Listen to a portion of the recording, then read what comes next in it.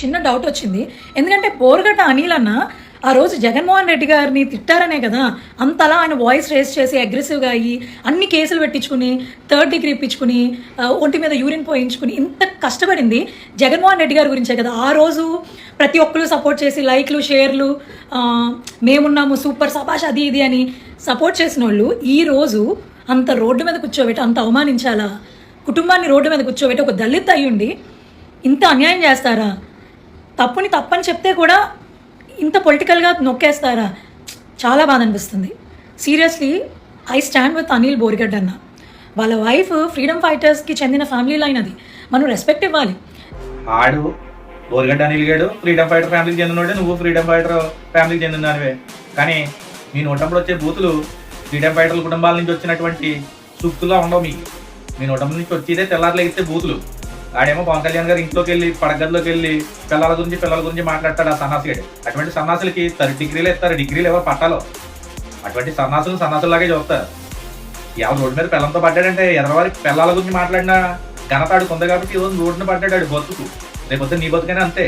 నువ్వు కూడా ఏదో అక్కడ జగన్మోహన్ రెడ్డి గారు లేకపోతే వైసీపీ పార్టీ నేను ఏదో కాపలా కాస్తుంది అనుకున్నాను. నువ్వు శ్రీరెడ్డి ఓ బోరిగడ్డ అనిలు ఇలా చెప్పుకుంటూ పోతే దిక్కుముక్కు లేకుండా రోడ్డున పడ్డ బతుకుల వాళ్ళే.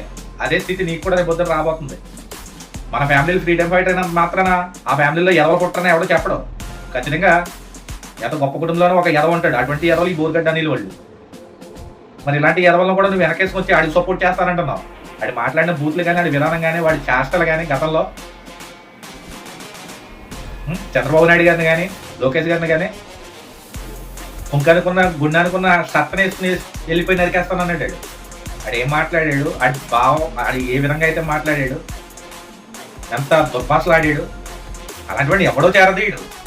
ఇంగిత జ్ఞానం ఉన్న ఏ పార్టీ చేరదీయదు. నీలాగా ఏకడ గురించి ఆడిలాగా గోకుల గురించి మాట్లాడరు ఎవడో. మన ఊళ్ళ దగ్గర ఉండకపోతే ఏ పార్టీ దేకడం అన్న. మనం మాట్లాడే విధానం బాగోవాలి.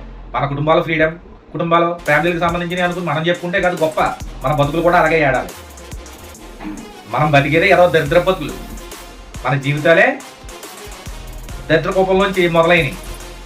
మనం చేసి ఏదో పనులకి ఈ సమాజం హర్షించదు. మనం ఏదో పెద్ద గొప్పగాన మన గురించి మనం జాకీలు వేసి లేపుకుంటేనే వెనకాల ఉన్నవాడు కూడా చూస్తూ ఉంటాడు. అన్నీ ఏదైనా మాట్లాడు ఊళ్ళ దగ్గర మాట్లాడు నువ్వు కూడా, లేదా రేపొద్దు నీ బతుకు కూడా రోడ్డు మీద